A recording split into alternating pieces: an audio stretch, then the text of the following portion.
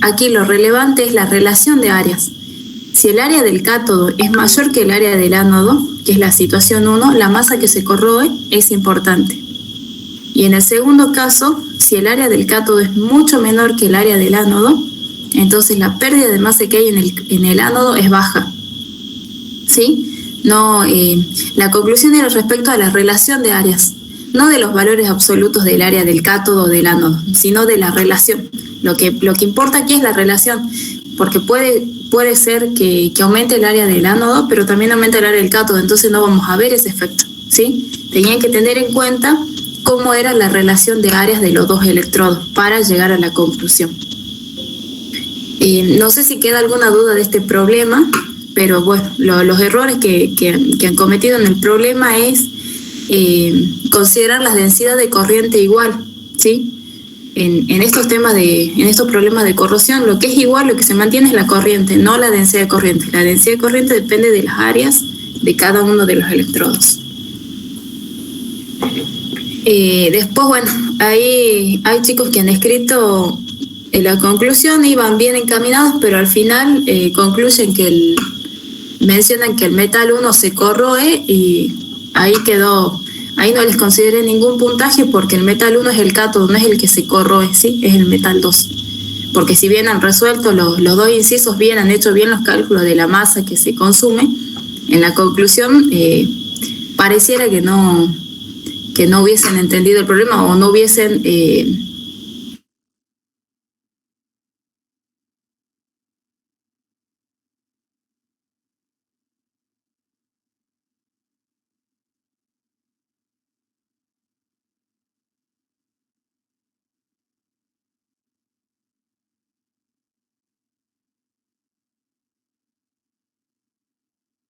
Profe, ya yo tomé la densidad de corriente igual, por eso está mal.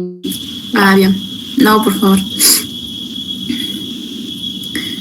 Bueno, si no tienen duda, pasamos al otro ejercicio, que es el de acero, ¿sí? Ahí, el primer punto, bueno, el problema dice que se tiene un acero... Todavía no pasó la lámina, la filmina, el PowerPoint. Seguimos de corrosión. Ya sé, abrí el otro, espera. Ahí está. Ahí está, Guada. Perfecto. Bien, gracias, Rochi. Dice, el problema dice, se tiene un acero que contiene 0,6% en peso de carbono que solidifica en equilibrio. Y tenían que determinar el tipo de acero, el intervalo de solidificación del acero e indicarlo en el diagrama. A qué temperatura aparece la primer ferrita durante el enfriamiento y cómo se denomina, y después determinar cuáles son las fases de acero, del acero, su composición y proporción a estas temperaturas, ¿sí? El primer inciso lo hicieron bien, ¿sí? Porque era sencillo, ¿sí? Dentro de la clasificación de los aceros, que si ustedes se acuerdan, los aceros tenemos, son soluciones sólidas de carbono en hierro, ¿sí? Y para el caso de los aceros, la concentración de carbono va de 0 hasta 2%. ¿Sí? En esta zona podemos considerar acero. Y aquellos que tenían porcentaje igual a 0,8% se denominan eutectoides. ¿Sí? Los que tienen concentración por debajo se denominan hipoeutectoides y por arriba, entre 0,8 y 2, hipereutectoides. ¿Sí? Entonces este acero era hipoeutectoide. Con que justificaran que la concentración de carbono era menor a 0,8%, era suficiente, ¿sí? Eso lo resolvieron bien, la clasificación la hicieron bien. Ahora, respecto al segundo inciso, donde les pedía determinar el intervalo en que ocurre la solidificación del sólido, ustedes, según lo que vieron en teoría, y también con lo que vimos en la práctica, en este diagrama se representan las fases que están en equilibrio cuando el enfriamiento es lento en un sistema donde tenemos una aleación, una solución sólida de carbono en hierro que va de una concentración muy baja hasta 6,67%. Y bueno, aquí el diagrama muestra qué fases están en equilibrio, ¿sí? O qué fases tenemos a distintas temperaturas.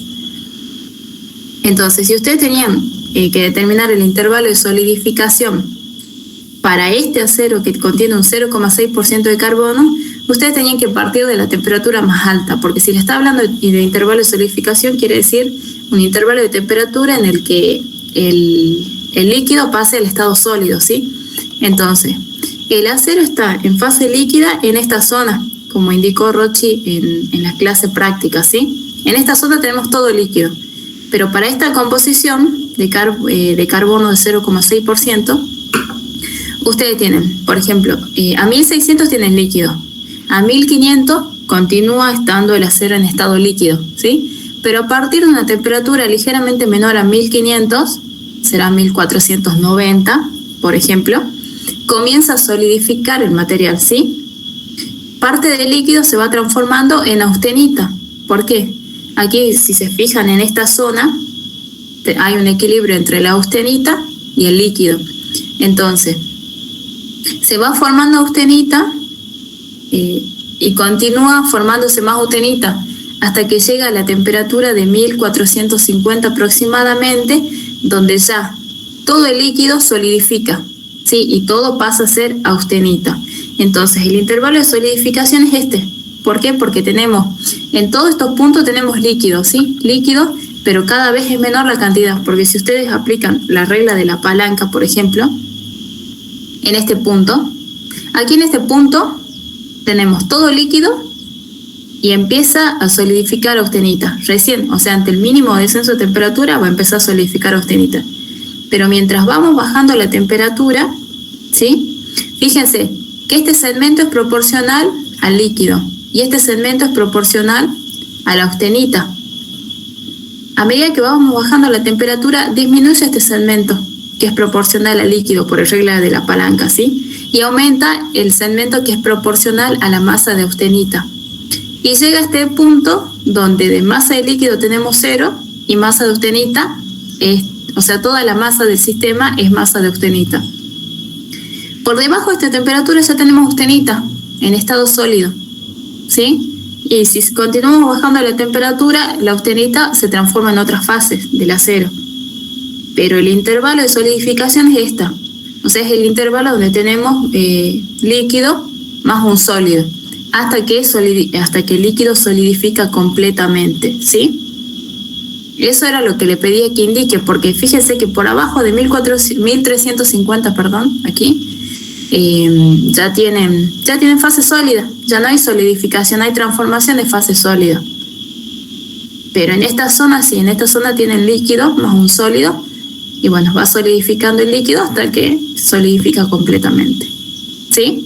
Este era el intervalo de temperatura que tenían que indicar aquí en el diagrama, no hacía falta que lo calculen, pero con que indicaran la temperatura en el que inicia la solidificación y termina la solidificación para esa composición de carbono es suficiente. ¿Se entendió este inciso?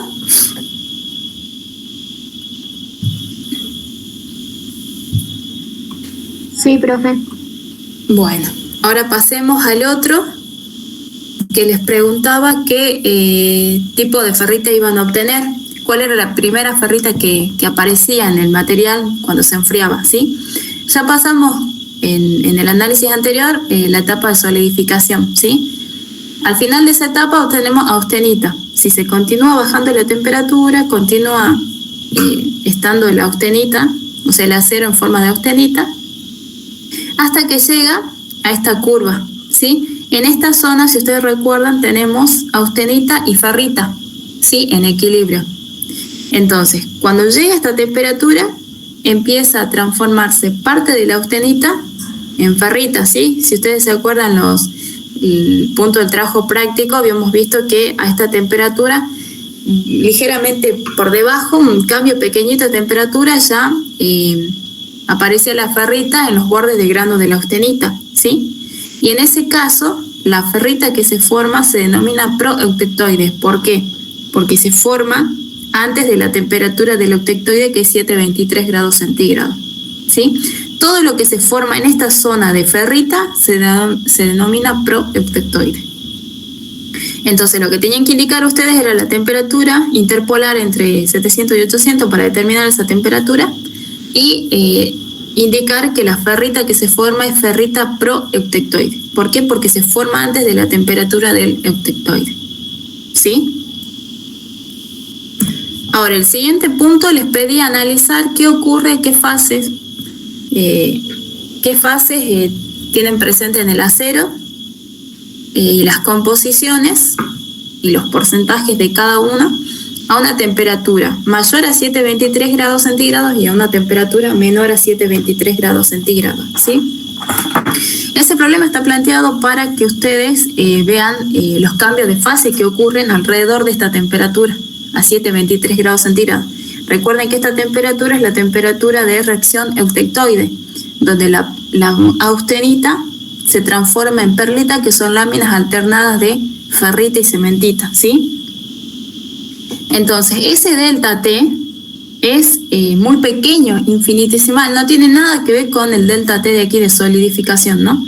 En realidad, esto se planteaba, como se planteó en el ejercicio práctico, para hacer el análisis de las transformaciones de fase que tienen lugar alrededor de esta temperatura, ¿sí?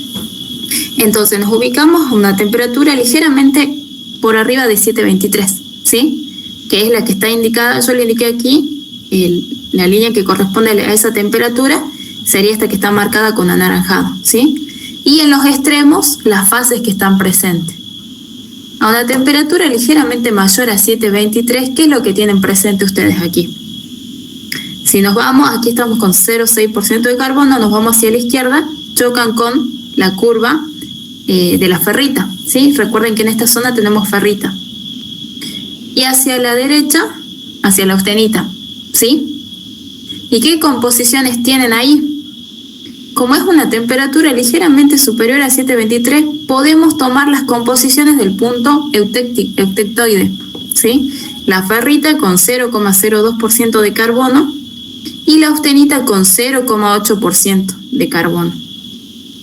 Sí, esas son las composiciones de la fase que están presentes en el acero a esa temperatura, ¿sí? Y aquí están las composiciones de carbono de cada una de esas fases. Y además está indicada qué es cada una de esas fases. Como les dije, en esta zona ustedes tienen formación antes de llegar a 723 de ferrita proeutectoide, cuando estamos trabajando con un acero hipoeutectoide, ¿sí? Entonces tenemos ferrita proeutectoide y austenita. La austenita no es proeutectoide, ¿no? La austenita proeutectoide es la que se forma en esta zona. Aquí no tenemos austenita proeutectoide, aquí solamente tenemos austenita. La diferencia entre proeutectoide en la zona de acero está dada por la ferrita y la cementita. Esas dos fases pueden ser proeutectoide, pero la austenita no es proeutectoide. Bueno, después aplicaban con estas composiciones que están indicadas aquí, incluso aquí en el diagrama, ¿no? Porque algunos de ustedes utilizaron otro porcentaje de carbono como 0,019, que si ustedes van al diagrama no es 0,019, es 0,02, ¿sí? Trabajando con este diagrama que les proporcionó en el parcial para que trabajen directamente con este diagrama. Y la austenita tiene 0,8%, no un 0,7 ni otro valor, ¿sí? Porque es una temperatura ligeramente superior a 723. Entonces las composiciones de carbono de cada fase pueden ser consideradas como las que están escritas aquí. Eso a una temperatura mayor de 723. Ahora, para el caso de una temperatura menor a 723, que está por debajo de 723, ¿qué pasa por debajo de 723? En realidad, 723, lo que tienen de austenita pasa a perlita, ¿sí? Entonces, aquí ustedes pueden considerar, pueden considerar, como les explicamos en la práctica, dos situaciones. La primera es considerar que tienen ferrita y perlita, ¿sí? Ferrita con 0,02% y perlita con 0,8% de carbono. Si consideran esto, ¿qué es lo que va a ocurrir? Aquí tienen que tener en cuenta que la ferrita que obtengan del cálculo es la proeutectoide, la que se forma antes, y la perlita es la que va a contener la ferrita y la cementita eutectoide, ¿sí? Entonces, si usted aplica la regla de la palanca entre estos dos porcentajes de carbono, considerando ferrita y perlita, van a obtener los porcentajes de ferrita proutectoide, porque es lo que se formó antes del eutectoide, más la perlita, que la perlita está formada por cementita y ferrita eutectoide, ¿sí? Otra posibilidad para resolver este problema es considerar que por debajo de 723 tenemos ferrita, o sea, nos ubicamos en 0,6% de carbono y una temperatura ligeramente debajo de 723. Nos movemos hacia la izquierda, chocamos con la fase ferrita con 0,02% de carbono, y hacia la derecha con la cementita con 0,67% de carbono, ¿sí? Ya tenemos la composición de carbono de cada una de las fases. Ahora, ¿qué es lo que se obtiene? Aquí sería la ferrita total y cementita total, ¿sí? Pero recuerden que la ferrita total va a estar dada por la que se formó antes del eutectoide más la que se forma a 723. Y la cementita total va a ser solo la que se forma a 723, porque antes no tenían formación. En esta zona no tenemos, acuérdense que para ceros hipoutectoides no tenemos formación de cementita proutectoide. Solamente se forma la cementita en el eutectoide, ¿sí? Entonces, si utilizaban la regla de la palanca para estas dos fases, iban a obtener la ferrita total, que es la suma de la proutectoide y el eutectoide, y la cementita total, que es la cementita eutectoide, ¿sí? ¿Se entendió cómo había que hacer? Profe, y ahí había que separar y explicar cuál era la composición de la ferrita proutectoide y eutectoide. ¿Cómo? Disculpa la pregunta. Ahí había que separar bien cuál era la composición de las distintas ferritas. No hacía falta. Con que indiquen que es la ferrita total y la cementita total, era suficiente. Podían, si querían, podían especificar que la ferrita total era la suma de la que se formó antes de 723 y la que se formó a 723. Pero con que hayan escrito ferrita total y cementita total es suficiente, ¿sí? Bueno, eso es todo el parcial. No sé si quedó alguna otra duda de este ejercicio. Pero bueno, la idea es que ustedes tienen que entender el diagrama, ¿sí? Por eso también se planteó este problema de que determinen en el intervalo de solidificación, porque para ver si entendían los diagramas, ¿sí? Porque estos son diagramas en equilibrio, de los que se pueden determinar qué fases van apareciendo en la solución sólida de carbono en hierro para distintas composiciones de carbono, y bueno, qué ocurre cuando bajamos la temperatura, ¿sí?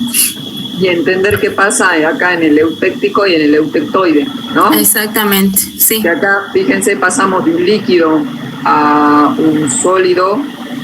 ¿Dónde? Aquí. Aquí. Sí. De un líquido a un sólido a dos sólidos. Sí. Y a una fase sólida con dos componentes. Exactamente. Y acá en el eutectoide pasamos de un sólido a otro sólido, pero acá tenemos pasamos de la austenita a ferrita y cementita, ¿sí? Eso tienen que tener claro qué pasa en los puntos de esto. Claro. Bueno. Listo, Rochi. ¿Alguna duda?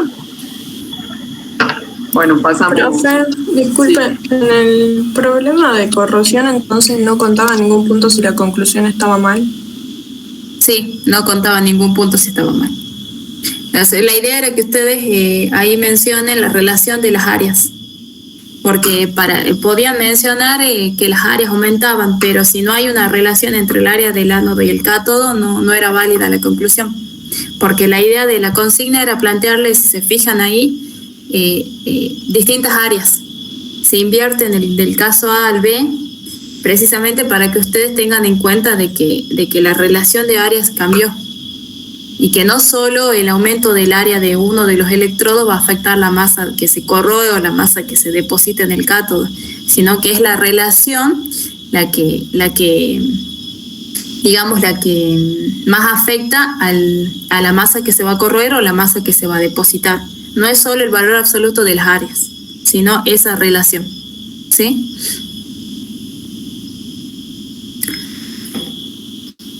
Bueno, Rochi, sigo presentando, ¿sí, no? Ahí está, sí. Ahí está.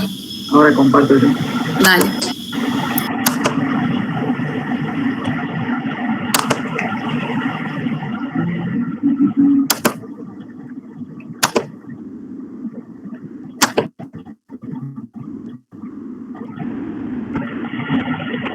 Ahí se ve, sí, ¿no? Sí, Rochi. Perfecto. Bueno, el problema 1 dice, se desea endurecer por carburación la superficie de un acero de 0,2% de carbono por difusión en estado sólido.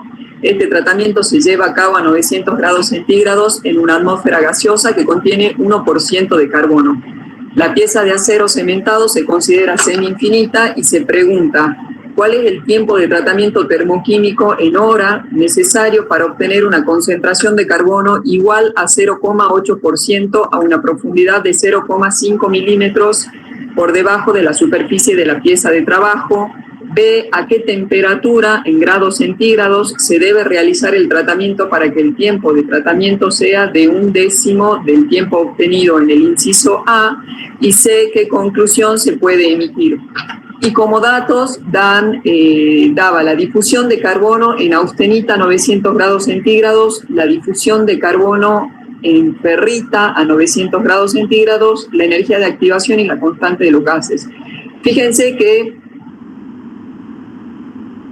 para un acero de esta composición de 0,2% de carbono a 900 grados centígrados, lo que tenemos, si se fijan en el diagrama, es todo austenita, con lo cual esta difusión de carbono en ferrita se la pusieron para que piensen un poquito más, digamos, pero no es un dato que lo tengan que usar en el problema, ¿sí? Bueno, lo primero el primer inciso que pregunta cuál es el tiempo de tratamiento que necesario para obtener una concentración de carbono igual al 0,8% a una profundidad de 0,5 milímetros por debajo de la superficie de la pieza, teníamos que aplicar la segunda ley de Fick. Y para eso fíjense que es más fácil hacer este dibujito, porque acá en estas concentraciones lo que han hecho mal este problema es porque se han equivocado en estas concentraciones. Fíjense que la concentración inicial del acero es de 0,2% de carbono y que está en una atmósfera de un 1% de carbono, con lo cual va a haber una difusión desde el ambiente, digamos, desde la atmósfera hacia la pieza esta de carbono. Entonces podemos decir que acá en la superficie la concentración de carbono va a ser del 1%, ¿sí? Que esta concentración la han puesto mal. Muchos han puesto que esto es 0,8%. Y fíjense que el problema me pregunta es qué tiempo yo necesito para que a 0,5 milímetros de profundidad alcanzar una concentración del 0,8% de carbono. Entonces, teniendo esto bien claro, lo que hacían era reemplazar acá en la función error, obtenían, esto les daba 0,25. Rochi, no pasaste la diapositiva, perdón. Ah, mira vos. No. ¿Están seguros, che? Sigue igual. Ah, porque yo veo como si se hubiera pasado. No sé si soy yo, pero yo la veo, sigue en el problema en la consigna. ¿La consigna? A ver. Sí. No, sí pasó, profe. Sí, se ve. ¿Sí pasó? Ah, bueno, soy yo. Tranquila, bueno, seguí. Perfecto. Bueno, sigamos entonces. Ustedes reemplazaban estos valores, esto le daba 0,25, por interpolación sacaban el z, que les daba 0,22, y ya igualándolo al argumento de la función, sacaban la cantidad de segundos pero el problema les pedía en hora, les daba 57,9 horas de tiempo de tratamiento, ¿sí?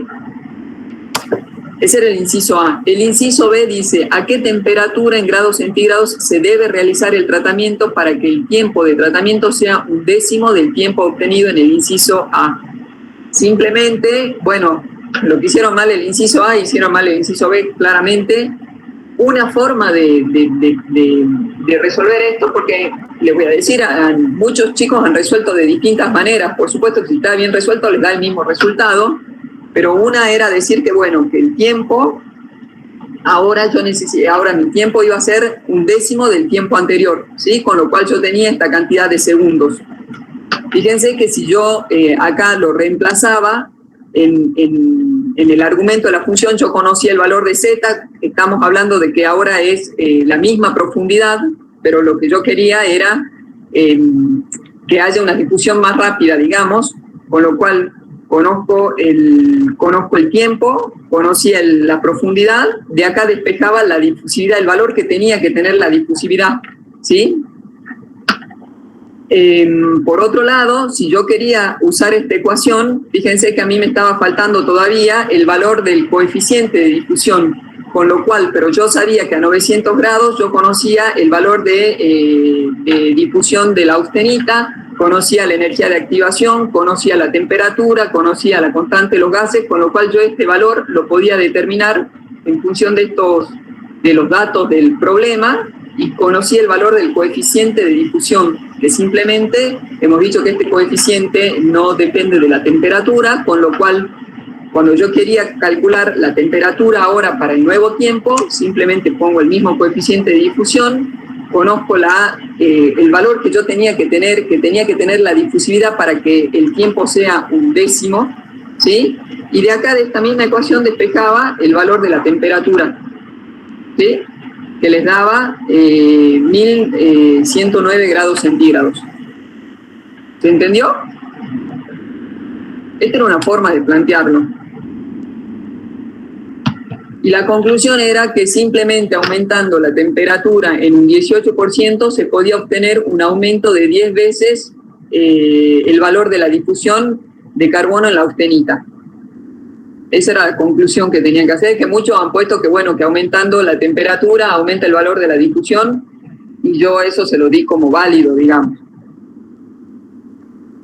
En este problema, ¿alguna duda?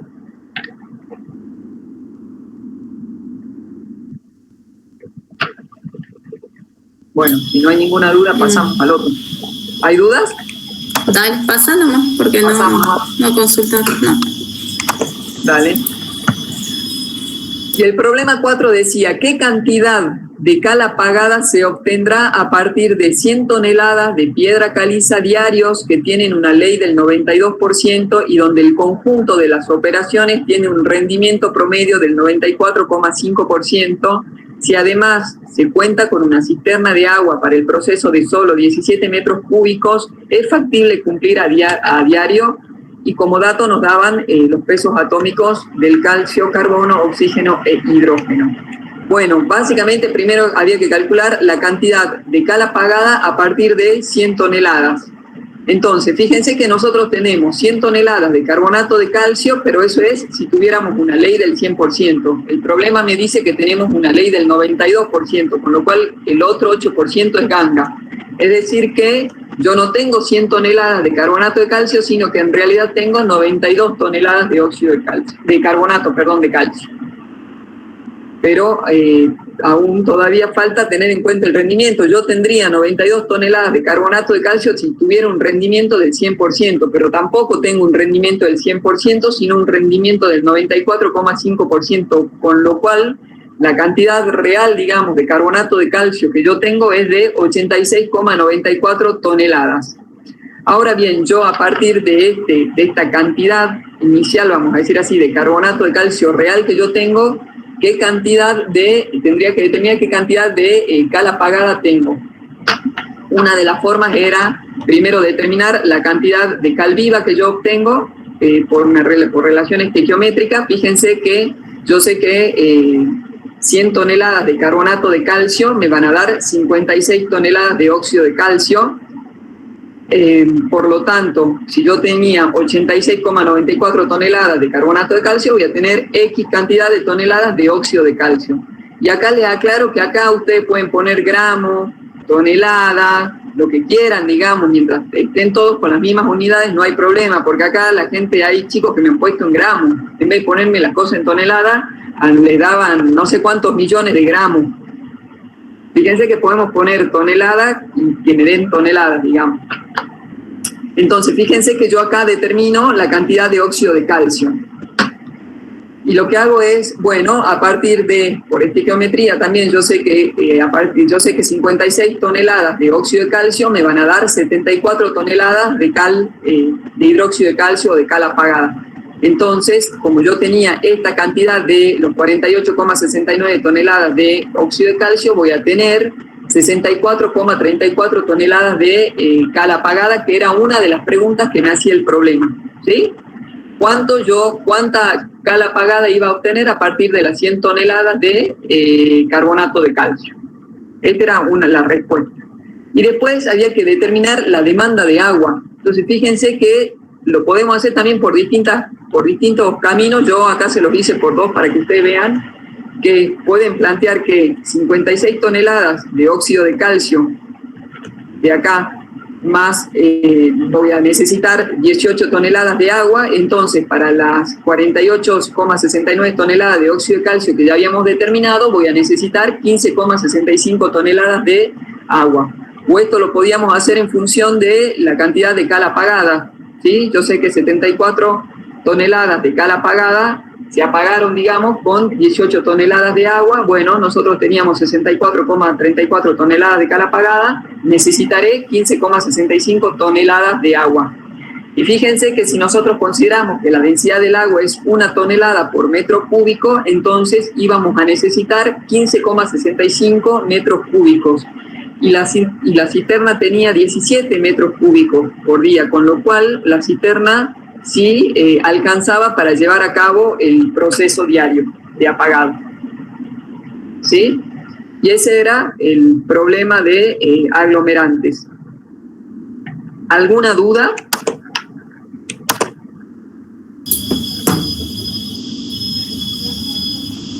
La verdad que me pareció que estaba bastante accesible el parcial. Sí. Pero bueno. Por otro lado, chicos, ahí les subí las notas de los seminarios, que nunca se las había subido. Y bueno, no sé si tienen alguna consulta. Si no, nos vemos mañana de vuelta a las 3 de la tarde, como siempre. De 3 a 3:25 tienen para responder las preguntas teóricas. Y a las 3:30 nos conectamos hasta las 5 aproximadamente para responder, para hacer la parte práctica. Sí, la parte teórica resta las respuestas incorrectas. Sí, así que tengan cuidado con eso. Profe, en el parcial no restaban, creo. No, en el parcial no es que no restaba. Había una sola pregunta que era la de difusión, que les daba 4 incisos. Decía, no me acuerdo cómo era, no me acuerdo bien. La cosa era que ustedes tenían distintos, la opción A, la opción B, la opción C, y la que decía todas son correctas. El tema era, la respuesta correcta era todas son correctas, pero si ustedes señalaban las otras, no es que estaba mal. Por eso yo puntualmente a esa pregunta no les resté puntos, pero no les daba el puntaje, no les resté puntos, pero no les daba el puntaje, digamos. No les daba, si ponían alguno de los otros incisos, no tenían puntos. Pero no es que les restaba porque mal que mal eran correctas. No sé si me entienden. Pero todas las otras preguntas sí restaban puntaje, salvo esa.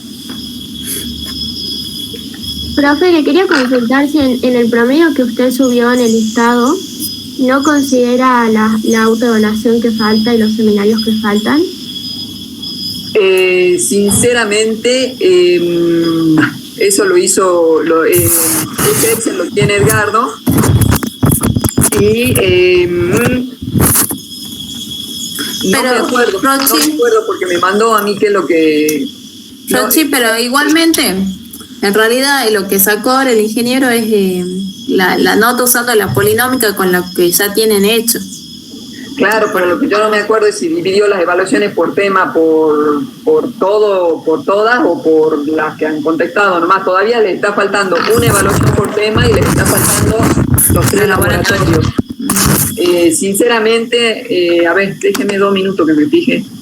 Sí, yo también quería consultarle porque a mí me había cambiado la nota del primer parcial y no sé. Pero esa polinómica la tiene Edgardo, así que cualquier duda que tengan, entren hoy a la tarde y se la preguntan a él. Bueno. Ese Excel, digamos, con las notas. Profesora. Sí. No sé si explicó, pero vio que decía, lo que sacan, creo que era menos de 70 iban a recuperar, puede ser. No expliqué eso todavía. Lo que Bien. pasa es que... No, esperen. Ese estado que uno publica ahí es... para que me quiero fijar, aguántenme 2 minutos. Bien. Quiero ver el tema ese, por cuánto está dividido. Ay, espérenme.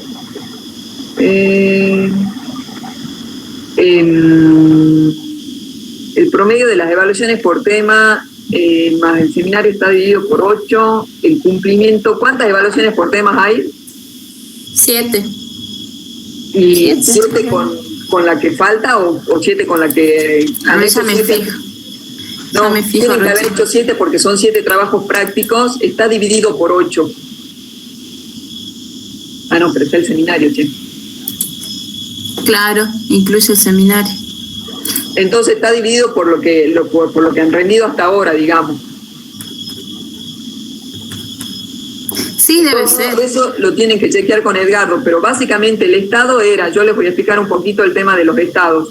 El que dice pseudo promociona es porque porque ya tiene todas las chances de promocionar la materia rindiendo la evaluación por temas que falta y presentando los 3 laboratorios. Ese chico ya prácticamente, ese alumno está promocionado. Después cuando pone recupera es porque están entre los 40 y los 70, digamos, que el corte se lo hizo prácticamente en 69. Así que son alumnos que van a tener que ir a el global, en principio, a no ser que rindiendo el parcial, si están cerca de la nota de promoción, digamos, si rindiendo el recuperatorio, el segundo parcial, puedan superar los 70 puntos. Pero eran 2 alumnos nomás que estaban en esa situación, si no me equivoco. Y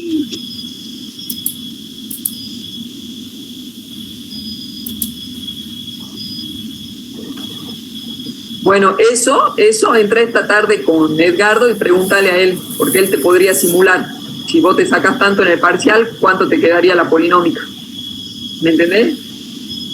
Profe, ¿es verdad que después a veces hacen globales abreviados o no? A los que están cerca de promocionar. Globales abreviados. Eso había escuchado, pero capaz que No, es justamente esto. El chico que queda cerca del 70, pero estamos hablando de un 69, chirola para arriba. Bueno, si ponele un global abreviado, se les hace que den un tema, en el tema que le fue, el tema de elaboración por tema, que tuvieron menor nota, que tengan que dar el tema teórico, digamos. Y a eso le llaman global abreviado, ponele que sí, pero es para los chicos que están muy cerca del 70. Estamos hablando de 69, chirola, ¿no? De 69 para arriba.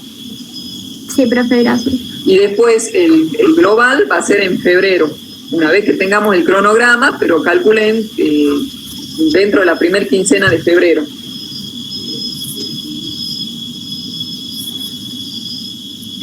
Otra consultita. Sí. Profe, disculpe, yo no pude presentarme a rendir el parcial y recién hoy estaba por terminar de subir los prácticos. ¿Puedo presentarme a recuperar? Sí, subí los prácticos y te puedes presentar a recuperar. Subí los prácticos, sí. Bien, muchas gracias. Profe, una otra consulta. Sí. Mañana, si sacamos menos nota, ¿cuenta la mayor o vamos? No, eso solo fue válido para el primer parcial. Así Bien. que si van con intención de levantar nota, estudien más. Bien, Porque gracias. si se sacan menos, van a quedar con la menor nota. Bien, gracias. De nada. Profe, en la teoría entra lo de polímeros, maderas, vidrios. No, en la teoría entra hasta polímeros sí, pero vidrio también, polímeros y vidrios. Lo que no entra es madera y materiales compuestos. Bien, gracias. De nada.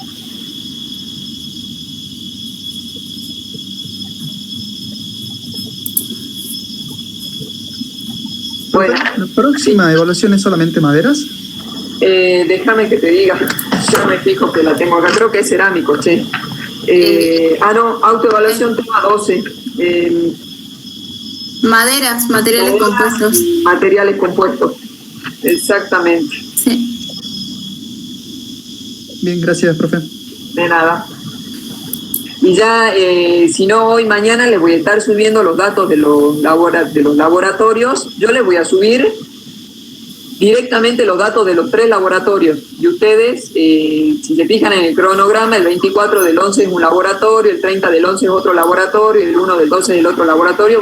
Vayan subiendo los laboratorios a medida que corresponda, digamos. Pero yo les voy a subir en un solo archivo los datos para los 3 laboratorios. ¿Ah? Profesora. Sí. ¿Podría explicar un poco más cómo es la mecánica de los laboratorios? Mira, lo que hacemos es, el día del laboratorio, entramos a una reunión y ustedes tienen el video del laboratorio, ¿sí? Sepan qué es lo que tendrían que hacer, evacuamos dudas o hacemos preguntas y simplemente eso, ¿sí? O sea, es un ratito, que será media hora, 40 minutos, 1 hora, no es más que eso, donde Edgardo les puede ir haciendo preguntas a ustedes o ustedes se pueden ir sacando las dudas del laboratorio. Y después lo que tienen que hacer es subir el informe directamente. Nosotros le damos los datos y suben el informe. Y de los laboratorios van a tener un video cortito explicativo. Son cortitos los videos. Pero lean la guía, vean el video, cosa que cuando tengamos la reunión, si Edgardo hace preguntas, qué sé yo, ustedes sepan de lo que se trata, digamos, ¿no? De lo que tienen que hacer, de lo que tendrían que hacer. Eso es lo que se hace para el laboratorio. Bien.